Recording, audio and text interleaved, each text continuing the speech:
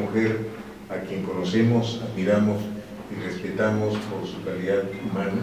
pero al mismo tiempo por su fina y muy educada sensibilidad,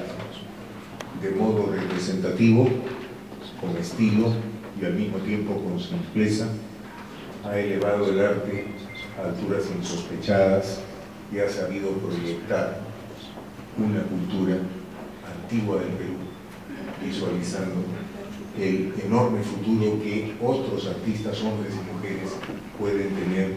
en este proceso de conquistar el mundo en el que los peruanos estamos empeñados.